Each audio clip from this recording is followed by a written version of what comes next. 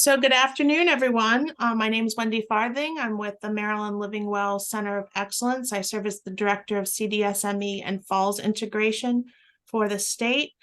With us today, we are honored to have Dr. Halima Amjad. She is the Assistant Professor of Medicine, the Division of Geriatric Medicine and Gerontology at Johns Hopkins Memory and Alzheimer's Treatment. Dr. Amjad earned her MD and Master's in Public Health from Drexel University. She completed her residency and chief residency in internal medicine at Yale New Haven Hospital and a fellowship in geriatric medicine and gerontology at Johns Hopkins University School of Medicine. And she joined the faculty at Johns Hopkins in 2016. And her research focused on informing and improving the care of older adults with dementia, with research into underdiagnosis, hospitalization, and primary care in dementia. We're going to have her presentation, and then we will also share some resources, have an opportunity for question and answer, and then share some resources to better serve your patients. So I'm going to turn this over to Dr. Amjad. Great, thank you, Wendy. And I want to thank everybody who's able to join today, because I see patients at the Memory Center at Johns Hopkins, but we know that primary care is really on the front lines of diagnosing dementia and actually supporting and treating patients and caregivers who are living with dementia. Next slide, please. So what we'll do today is we'll just briefly discuss scenarios in which formal cognitive assessment is indicated. And we'll talk through briefly several different clinical tools that are available and validated for cognitive assessment in primary care. We won't go through all, every detail for every tool. I think that goes beyond the scope of the time we have today, but at least a brief introduction to help you sort of get your appetite whet to learn more and get used to using these tools more. And finally, we'll just briefly talk about, but certainly we could talk more in Q&A about strategies to better assess for cognition and dementia in kind of real world clinical practice. Next slide, please. So I think the first question is, right, why use clinical tools for cognitive assessment? Work that I've done and others have done show that about half of older adults with dementia in the United States are undiagnosed. It varies depending on what study you look at, but most now come to a figure of about 50 to 60% of people, both in the US and worldwide. And studies have also shown that using a brief structured tool is better at classifying people as having dementia or mild cognitive impairment compared to just spontaneous detection by clinicians. So a tool will do better than clinicians better than we think we do. So a tool will detect 83% of cases versus just 60% of cases if we just go by kind of clinician gestalt or judgment. Next slide, please. Now, what are we talking about? I think it's always important to make sure we're all on the same page of what we're talking about, right? If someone has undiagnosed dementia, what does that mean? For me, in my practice, I tend to use the National Institute on Aging and Alzheimer's Association clinical criteria for all-cause dementia, which was updated in 2011. And in this criteria, to classify someone as having dementia, they must have cognitive or behavioral symptoms that are interfering with functioning at work or usual activities. And usually early on, these are higher level activities, driving, medication management, finances, using smartphones, for example. So not usually the more basic activities like toileting, dressing, those types of challenges, which usually come later once a diagnosis has already been made. It has to be a decline or a change from previous levels of functioning. We have to rule out delirium or another psychiatric disorder.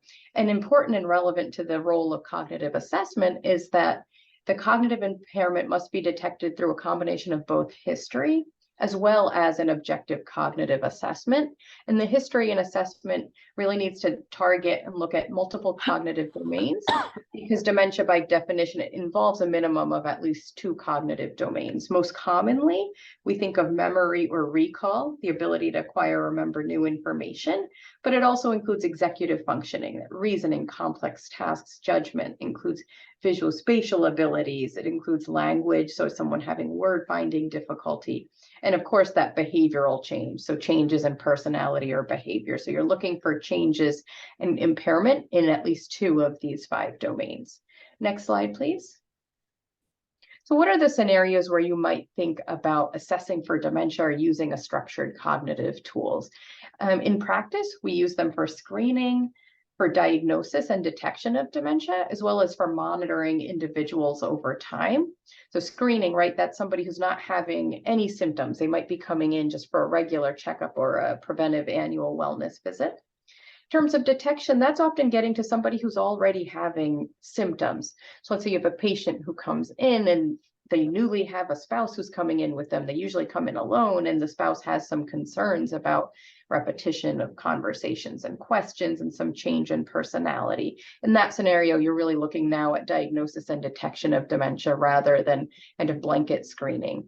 And then finally, you might use this testing for monitoring. So someone who you've diagnosed with dementia due to Alzheimer's disease who started on medications. That's someone you might use cognitive testing to see how they're doing. Next slide, please.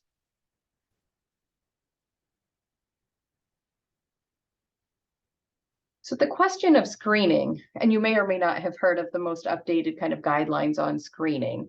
It's still, you know, a controversial topic on whether or not we should be screening kind of the overall population of older adults for dementia.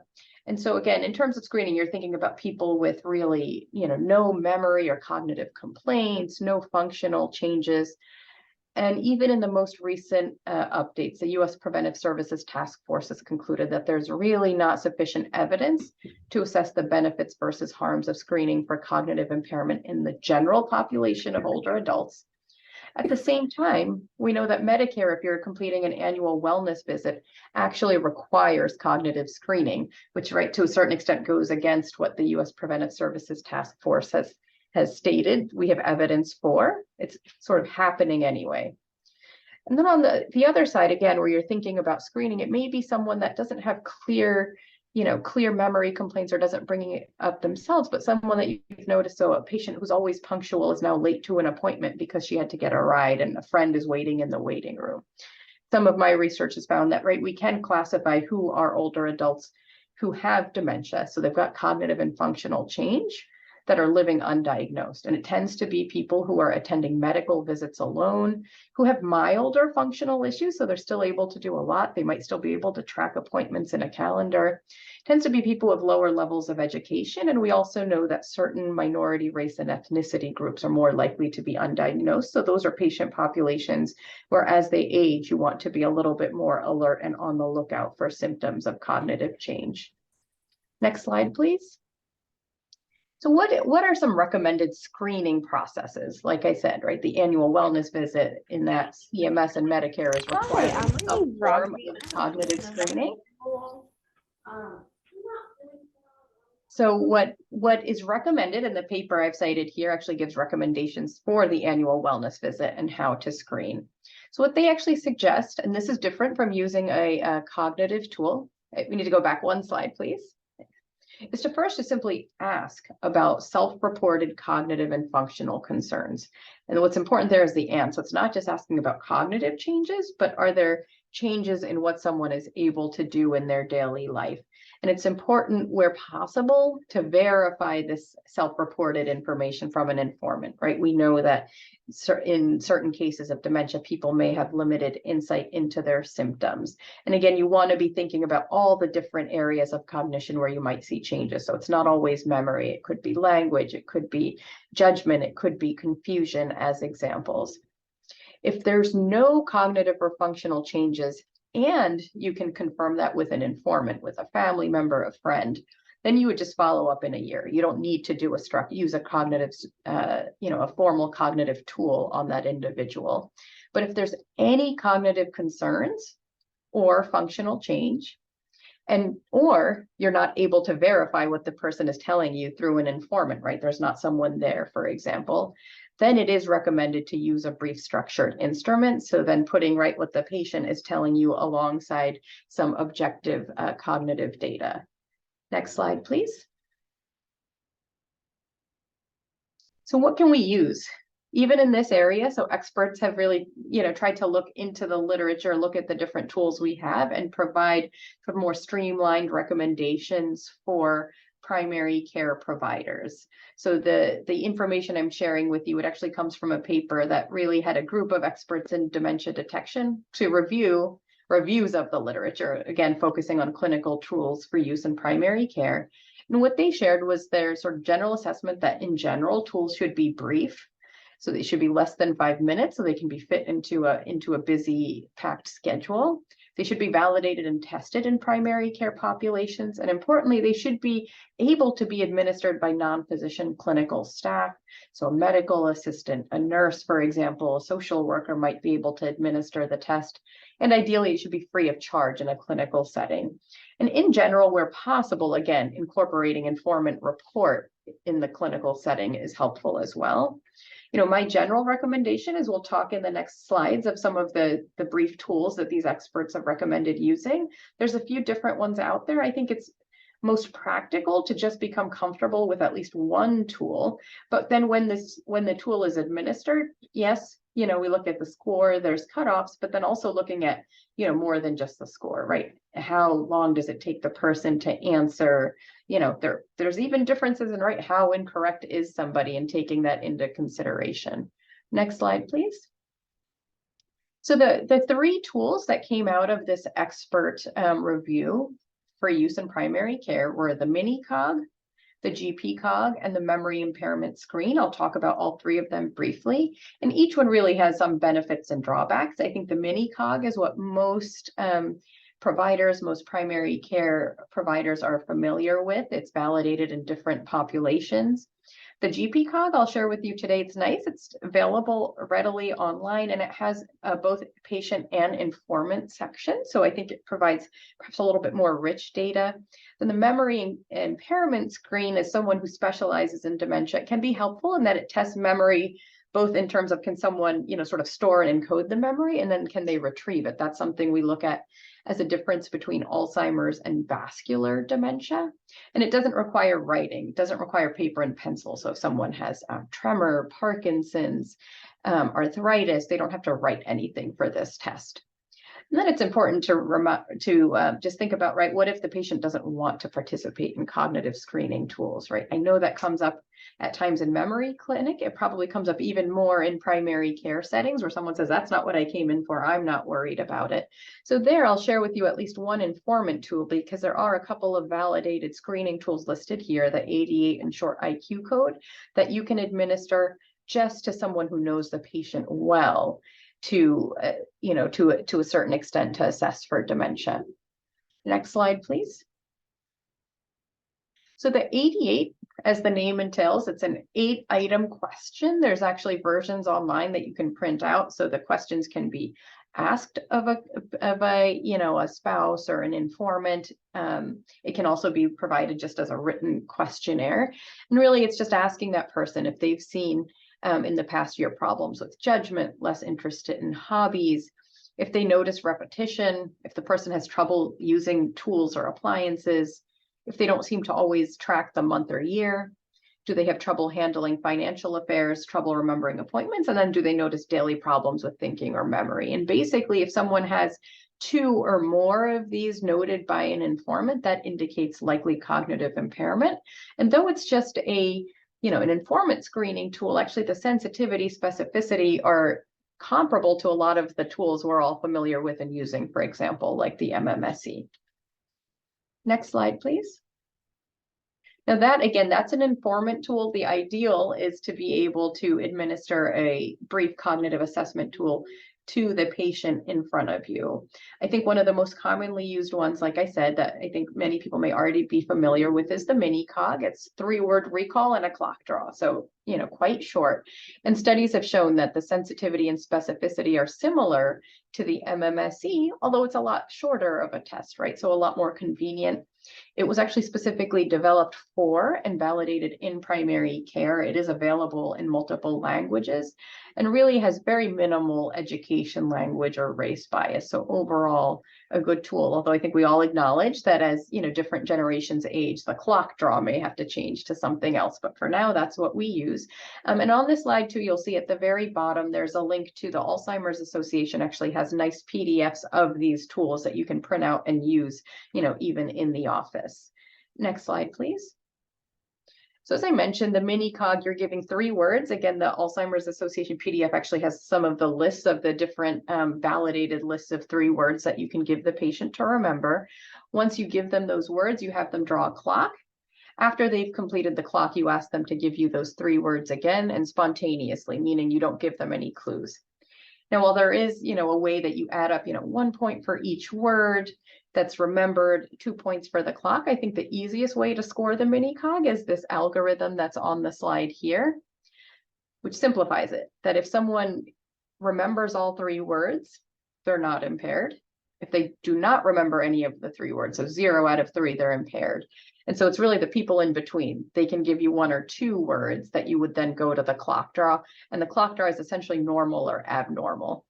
So you look at the numbers, are they placed approximately correctly? Where you're asking someone to put the hands to 10 minutes after 11. So do the clock hands look correct? You're not judging them on the circle. You're technically not judging them on how many times you have to give them instructions, but really just what the clock looks like. And, what I would say here is, again, so, if someone's clock draw is abnormal, but they remembered all the words, they will score in the normal range on the mini cog, but there you might still put it in the context of the patient, that what does the clock look like? How incorrect is it? And why is it incorrect? And that's knowing that, right, there's types of dementias where it's not a recall issue. It might be more executive dysfunction. And that might be what we're picking up on just the short mini cog screening test. Next slide, please. So GP-Cog is, again, I think a tool that people are not as familiar with. What's nice is, again, if you literally go to Google and you type in GP-Cog, this website will come up and it actually will let you, even just input patient answers and kind of tell you, is the person screening normal or abnormal? And you can easily just, put that brief information into a clinical note. The GP-Cog has cognitive testing of the patient, followed by informant questions if necessary. And if necessary really means if someone scores in the middle on the cognitive testing, right? If they do terribly or if they do perfectly, then you don't need the informant questions. What's nice with the informant questions is that they can be completed later. So, you can call you can call a family member, have clinic staff call the family member to do the informant piece later on. Like the mini cog, it's developed for and validated in primary care. And again, sort of similar in terms of sensitivity and specificity, right? Ruling in or ruling out dementia to the longer screening tools that we have. And again, not much education bias, and it is available in multiple languages. Next slide, please. So this slide actually has, what you would see if you use a PDF version, but like I said, it is available online. So the items in the GP-Cog are, so there's a memory test. In this case, rather than a list of 3 words, it's a name and an address. There's a, like some of the other tests asking for the date, there's a clock draw. You ask the person for a specific news story. So when you ask for a news story, you're really looking for something not just general, like, oh, the election or, oh, the war. You would need some specific details to give them a point. And then you ask them for that name and address back. And as you can see on the screen, the scoring for the memory part really breaks the name and address down into individual components. And then both online or in a PDF, it'll tell you, right, kind of what's depending on how the person's score adds up in terms of correct responses. Do they score in the cognitive impairment range, where you then move forward with a formal workup and diagnosis? Is there no impairment, or do they fall in between and you need the informant tool? Next slide, please. And this slide shows you the informant tool. So it's actually a little bit similar, although not exactly to the 88 items, really just asking, right, does someone who knows the patient well compared to a few years ago, does a person have more trouble remembering things that have happened? Do they have trouble remembering conversations, word finding issues? And then a little bit asking about functional issues, trouble with finances, with medications, with getting around. And then again, it breaks that score down into, is the person cognitively impaired or not, depending on how many items someone has said yes to. Next slide, please. The last short tool I'll share today is the memory impairment screen. I think this is probably less used, and I think part of the reason for that is it doesn't really test for executive function or visuospatial skills, right? So there's no drawing a clock or drawing a cube or anything like that. It's really just a memory test.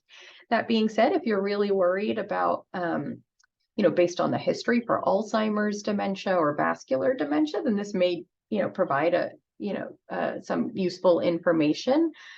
There's no writing or drawing involved. So really you're just showing the person this list of 4 words, asking them to read it. So they have to be able to read it, but they don't have to, write anything down. And then you end up giving them category cues. So you say, which one is a game, which one is a dish, etc. And that the PDF link on this slide actually kind of walks you through like what are the the category cues you give them. Then you sort of distract them for a while. So you could do a clock draw separately. You can certainly do other things that you need to during that primary care visit. But then ultimately you ask them for the words back. They get 2 points for each word they spontaneously remember, and 1 point for any word where they need a cue. So if they don't remember checkers, you could say, oh, which one was a game? And again, if someone was able to encode the information but has some trouble retrieving it, the clue can help. And again, similarly, especially for dementia in general, but especially for Alzheimer's disease, it has pretty good sensitivity and specificity. And I will say, if you use newer versions of the MoCA, the Montreal Cognitive Assessment, it actually has the memory impairment screen actually built into it. Next slide, please. So these are tools that really we use for screening. I would say those tools, at least in the memory clinic side, we don't use them for diagnosis and monitoring. For those, I would say, and we'll talk about the MMSE and MoCA. That's where I think the longer tools are more helpful. But it's important to remember that in diagnosis and monitoring, I've hinted at it already, but the informants, right, someone who knows the patient well, is a very important clinical tool. There are studies showing that if an informant reports or is concerned about memory loss, there's certainly greater likelihood of the person actually having dementia. And even if dementia is not diagnosed at that time, so maybe it's, you're not sure if it's normal age or it might fall into mild cognitive impairment where there's no functional change yet.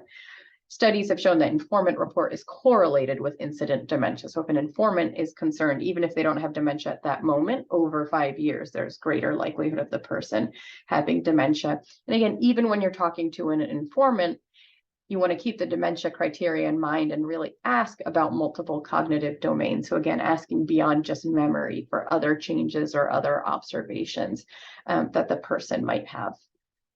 Next slide, please. So as I mentioned, in terms of diagnosis and monitoring and really thinking about what tools are commonly used, I'd say the MMSE and MoCA are probably most commonly used. The slums is used as well, and if you're comfortable with that, trained in that, I think it's entirely fine to use. At our memory clinic, we tend to use the MMSE and the MoCA. And in terms of thinking about both of these tools, the MMSE is a bit shorter, so the MoCA takes longer. The MMSE is probably the most widely used and studied. It's simply been around longer. The MoCA is newer, although I'd say over time it's certainly been used and studied more. Both of them do have, and I'll share it on a slide, some education bias. So people with lower levels of education are expected to do worse. People who have higher levels of education are expected to do better. And there is, some age, language, and culture bias in more so in the MMSE. The MoCA is available in multiple languages, but I think even there can be some bias if you're not using, for example, the Spanish version, but really having the English version interpreted, then you may still introduce some language and culture bias. The MMSE has a ceiling effect. So again, if someone has mild symptoms or they're highly educated, they may do well. versus the MoCA actually is better for people with often, or more useful for people with milder symptoms, mild cognitive impairment. It'll be more sensitive to that. That being said, I will say in the memory clinic, what we find is that as someone becomes more impaired, for example, if they have moderate dementia, then the MoCA actually gets very challenging. It will take longer than 10 to 15 minutes. It's often frustrating and upsetting for the patient. So what we often do is over time, if we see that the person is scoring in the mid-teens on the MoCA, then we'll actually transition to just doing MMSEs because it is a bit of an easier test.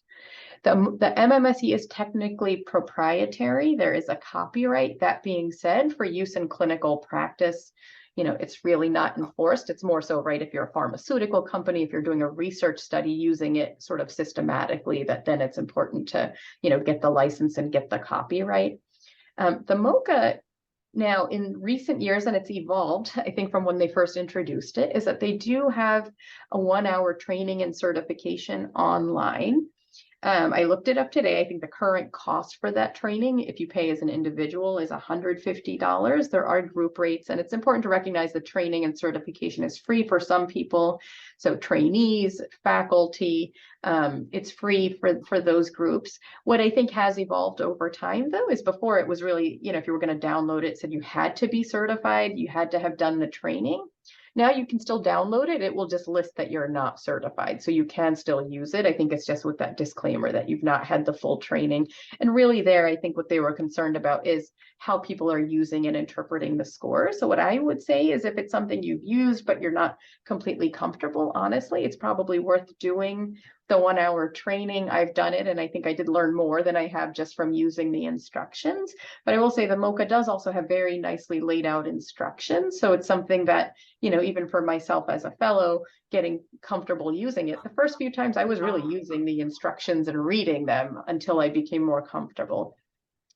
I'll talk briefly about both tests, but it's important to recognize that they both test multiple cognitive domains. So they definitely test more than the short screening tools can test, but only the MoCA tests for executive function. So especially if based on the history, you're concerned about executive function, there's, general confusion, behavior change.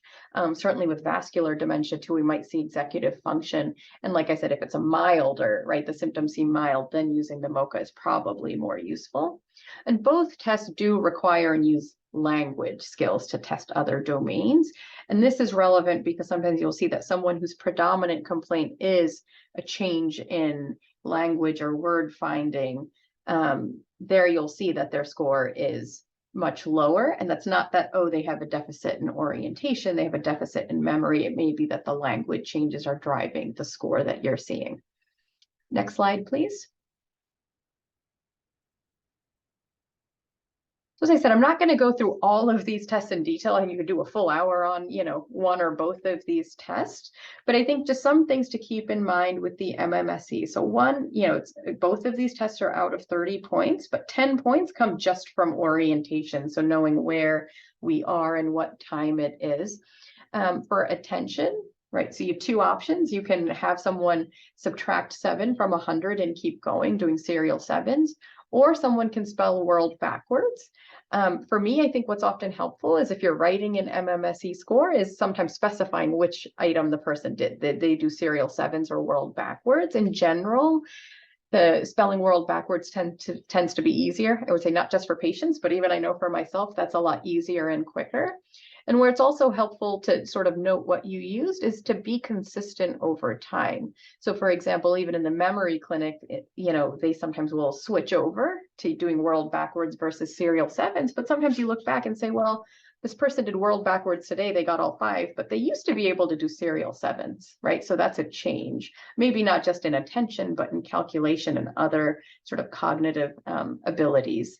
And then, there is a little bit of naming. There's, of course, the recall item.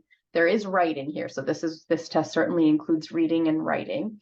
And then the pentagon draw. And I think what's important to remember with the pentagons is it doesn't need to look exactly like the figure you showed the person, but really you're looking for 2 5-sided figures and a 4-sided intersection. So sort of 2 pentagons with a square or rectangle, connecting them, or the way they have it listed here is you can count the angles.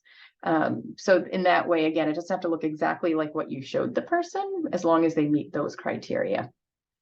Next slide, please. Now, in terms of the MMSE cut point, so actually in research studies, not everybody is using the exact same cut point. It's often, 24 or less or 23 and less. And then depending on what cut point you use and what population you're administering the test in, the sensitivity and specificity will vary. So, right, it's different for people who are coming to the memory clinic, and even in primary care, it's probably different if someone has concerns versus doesn't. Overall, though, we do know in a low MMSE or abnormal MMSE score increases the likelihood ratio, the likelihood of having dementia. But the cut point, as I mentioned, may differ by age or education. Now, there's not published different cut points that we use, but often in how you interpret the score, that might change how you interpret the score. So the two graphs on here are actually from an old study where they really looked at kind of population-based norms. So if you administer the MMSE to a broad group of, both younger and older adults who are cognitively normal, how do people score? Essentially what they found is that with increasing age, the scores drop. So the red line I have is at a score of 24. The stars mark the dotted line, that's the median. And so you can see that, right, the bottom quartile of, individuals over the age of 85 are actually expected to score less than 24, right? So if someone scores a 23, do I get excited about that if they're 90? Maybe not. And then similarly with education, we see that people with lower levels of education, gosh, even the median for people who have an elementary school education only is less than 24. So again, that's where I think it's important to put the score really in the context of the clinical history and the person's kind of baseline age and education. Next slide, please. Now the MoCA, as I mentioned, it takes longer. It's also 30 points, but some of the items are more complex, especially the visual, spatial, and executive function. So you start with the trails test, where someone's expected to go in sort of ascending number and letter order with really minimal instructions. They copy a cube instead of pentagons, and then the clock draw is part of this. So, right, the mini cog and GP cog clock draw is here.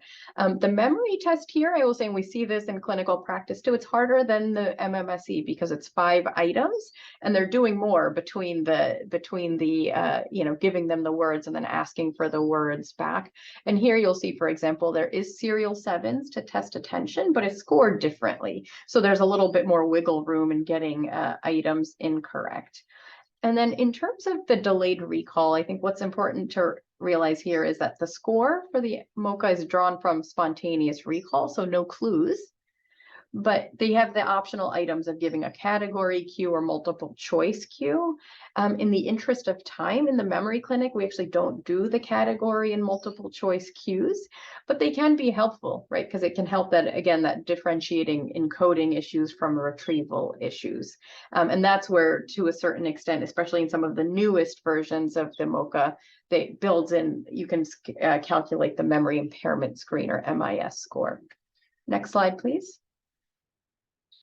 And with the MoCA, it's similar to the MMSE that, it can differ with age and education. The traditional cutoff that we use is a score of less than 26 is abnormal.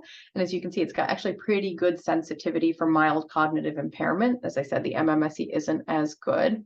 But you also see that compared to, for example, the MMSE, it's less specific for dementia. And I think that's because we know that some people may score abnormally, and it's not because they're cognitively impaired. It may be a function of age and education. And so what I share here on this slide is in that some of the population-based normative data on the MoCA is that for people in the age range of 70 to 80, regardless of their level of education, actually, the average score is a 21.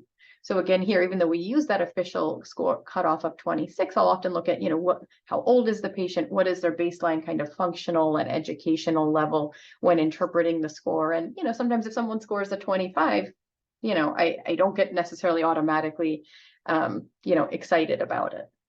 Next slide, please. And in using both of these scores, both of these tests, I think one sort of general caveat is that if you get used to one, recognizing that the score range for the other test is different. So the MoCA tends to be a harder test, so those scores tend to be lower. So, an 18 out of 30 on the MoCA means something different than an 18 out of 30 on the MMSE. And if you're using scores, although, classifying MCI and dementia really differs based on functional impairment rather than a score. But if you kind of roughly use scores, the cut points actually are different on both of the tests. And here I included one crosswalk, but there are studies that actually have crosswalks of MoCA to MMSE scores. So especially, like I said, we switch from MoCA to MMSE once someone is more impaired, but we can sort of crosswalk back to their old scores to track them over time. Next slide, please. Now, in terms of monitoring, as I said, even the MMSE and MoCA, they are technically screening tools, but in practice, we do use it oftentimes in diagnosis and also for monitoring, right? It's not always realistic to put someone through neuropsych testing. And so the longer tests like the MMSE and MoCA can be useful for tracking somebody over time. We know that in the MMSE, scores over time are expected to decline by, anywhere from 1.5 to about 4 points annually. There's less longitudinal, although increasing data on the MoCA. On this slide, I share that, right, the medications we use, cholinesterase inhibitors, right, they showed a mean difference of about 1.4 MMSE points after 6 months. So kind of using that in your mind, if you've started someone on the medication to see if it's helping, then it's important to keep in mind. So when people ask me, how progressed am I, asking about prognosis and staging, that a lot of the published and frequently used dementia staging scales actually don't include cognitive test scores in the criteria. It's really based on, say, more so observation and functional impairment, but cognitive test scores can, in general, help judge severity of cognitive deficits, and again, can sometimes guide, is this person mild or, moderate stage. Next slide, please. One thing that's important to keep in mind, I think certainly for the longer screening tools, but again, even to a certain extent for those shorter screening tools, is that beyond the score, there are other nuances. So we've talked about the differences by age and level of education and how someone might do on these tests. But it's important, right, to keep in mind that someone might have sensory impairment, hearing impairment, or vision changes that might affect how they can complete the test and how they perform, as well as what is someone's preferred language, right? If English is their second language, that might affect their test score. The length of test administration, like I said, especially the MoCA, can take longer. So sometimes you might choose, if you're comfortable with more than one tool, based on how much time you have and the person's level of concern, that you might tweak which tool you use. Or for example, you might feel like, gosh, I really want to be able to do a MoCA on this person, but I only have 3 minutes. So you might just do a mini cog for that day and plan for more testing later. Well, it's not supposed to, keeping in mind that scoring might vary among clinicians. So if I see that someone saw a neurologist or primary care did a test and now we're doing it and the score is a bit different, it's important to remember that how someone scores somebody may differ a little bit, right? Some people are more strict on, is that a pentagon or on the clock draw? Like I said, there's that difference between doing world backwards and serial 7. So just keeping in mind that there can be variation. It's important to look at what domains the patient lost points in. So not just are they abnormal, but for example, something we see a lot in the memory clinic is someone scores 25 out of 30 on MoCA, but they lost all 5 points on recall. For me, that's sort of a red flag for thinking about Alzheimer's disease. The person may have mild symptoms, mild cognitive impairment, but it's a sign for me. And then also looking at, right, the non-Alzheimer's or non-amnestic dementias, you might see changes in other domains. We've already talked today about placing the score in clinical context, right? Knowing that scores may vary depending on, age, education, hearing, how the person slept last night. Are they having concerns, right? That's where, again, I've had individuals who might score, an 18 out of 30 on the MMSE, but they have a very low level of education. They're sort of managing on their own as they always have been. So that's not someone that I would necessarily be diagnosing with dementia. And keeping in mind that even with these tools, comprehensive neuropsych testing might be required. That's often, for us, it's sometimes people who have, significant concerns that but scored normally on our, MOCA or MMSE, where then getting more information might be helpful. Sometimes if there's other psychiatric conditions, significant anxiety, bipolar disorder, then getting input from a neuropsychologist can be helpful. And sometimes it's also helpful if the sort of functional concerns and cognitive test scores are not in proportion to each other. Then getting, I think, more in-depth information can be helpful. Next slide, please. So I think this is my kind of overall concluding slide. So, hopefully I've convinced you that structured clinical tools should be incorporated into dementia care, really from screening and diagnosis to monitoring over time, but alongside, again, that clinical context and history. And really an important piece is an informant history. So being able to talk to someone other than the patient.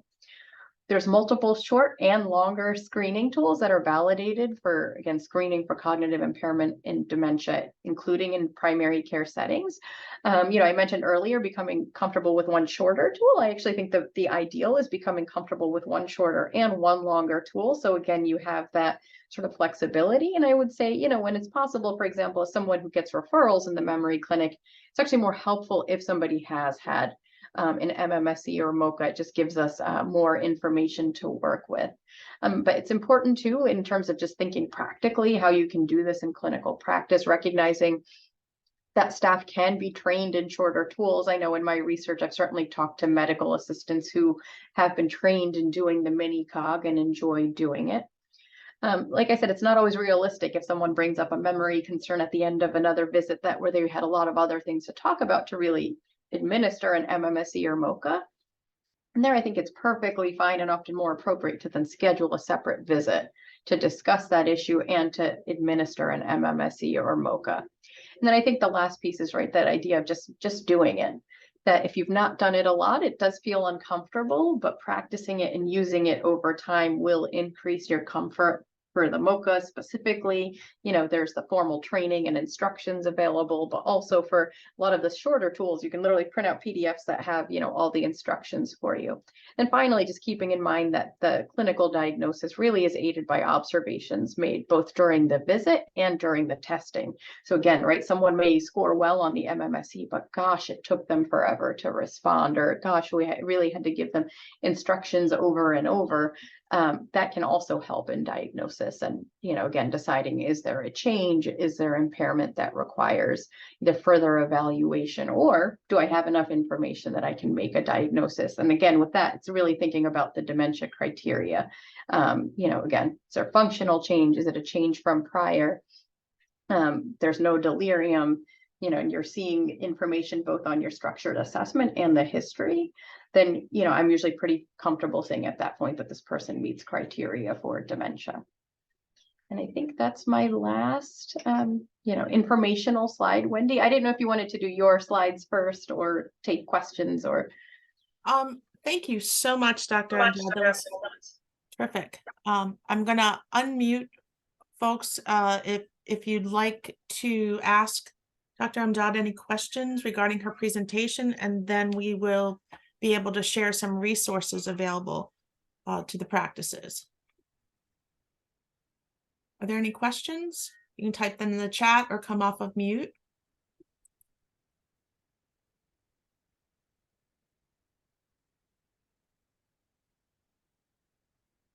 Okay, I will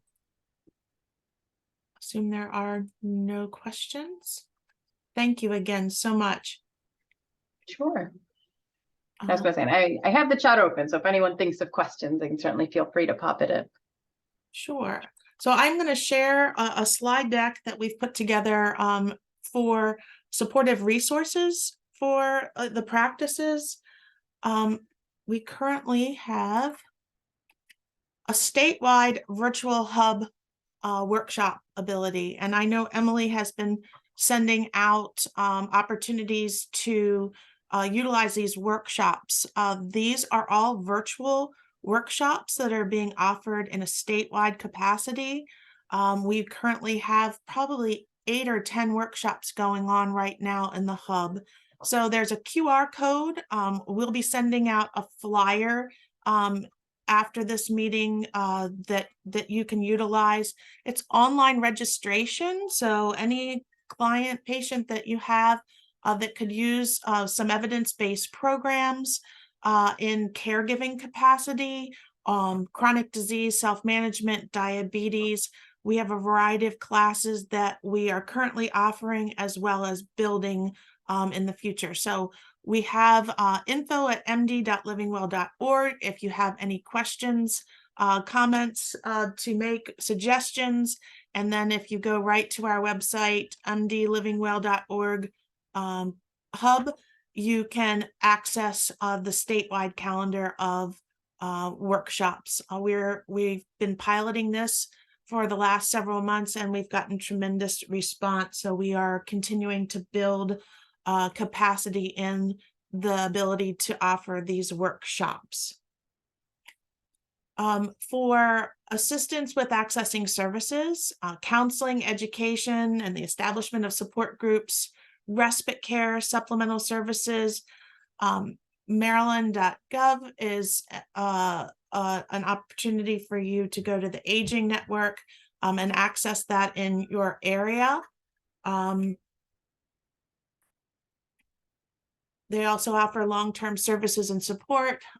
Maryland Access Point can offer you money follows the person options and counseling, senior care services, veteran community-based service programs, congregate housing services, family caregiving support programs, assisted living group home subsidies programs. So a variety of programs that are happening in your county for clients. And then also we have a resource page that will be sent after this presentation that you'll have access to, with a variety of resources which we're giving out at some of these caregiving support programs. So Maryland Access Point, 211 Maryland, AARP, the National Caregiving Foundation, our Center of Excellence with a variety of programs, the Mental Health Association of Maryland, the Alzheimer's Association, and the VA U.S. Department of Veterans Affairs. So a variety of consolidated resources for your clients. And I am going to turn this over for any questions. And I think we have some stuff in the chat. Thank you much. Wendy, I was just going to add for the group that the Alzheimer's Association in Maryland specifically actually offers sort of rapid referrals that families can self-refer, but providers can also provide that rapid referral, and then they'll do it sort of a care consultation with the family. So we often use that, or I would say, certainly another commonly used of the one you used as Maryland Access Point, just right, that they can help, families navigate what they need in their county or in their local area. The Maryland Living Well Center of Excellence has been working with MDH on a grant for dementia services, and we have put program bundles together for dementia session zeros, as well as Money Matters program that the Alzheimer's Association offers, which we've been doing in front of some caregiving workshops. So whether that is savvy caregivers, building better caregivers, powerful tools for caregivers. Again, if you look at the hub workshops, you'll be able to find out full descriptions of the programs and see how they can best fit your clients. Yes, Leanne, Wendy, I know I was going to say I was saving those too, because I know even memory clinic caregivers are often, I think people are often finding those resources on their own when they already have a lot to do and take care of. So I think even having those those classes or those connections to get someone started, I think can be very helpful for caregivers, especially when they're new on the journey that you've just made a diagnosis. Absolutely. So if anyone has any questions that they'd like to add, or if you, after the presentation, if you have some, you can email me directly and we'll make sure that I get them over to Dr. Amjad. This webinar was recorded. The slide deck, as well as the presentation and the resources, will be available on our website, and I'll have Emily make sure that she sends you copies of that for your use. Leanne or Sue on the call, if you have any comments to add, I'm going to close this out then. Just again, thank you. I think it's valuable information and can be really helpful to providers as they're looking at a continually aging population. So important information. Thank you. Appreciate I it. just want to thank you all for being on the call today, and a thank you to go out to the Maryland Primary Care for letting us do this as part of a webinar. It's been very helpful, and I'm gonna thank you. Thank you so much. You all enjoy. Have a great rest of your afternoon. Thanks Thank you. again, Dr. Amjad. Bye-bye.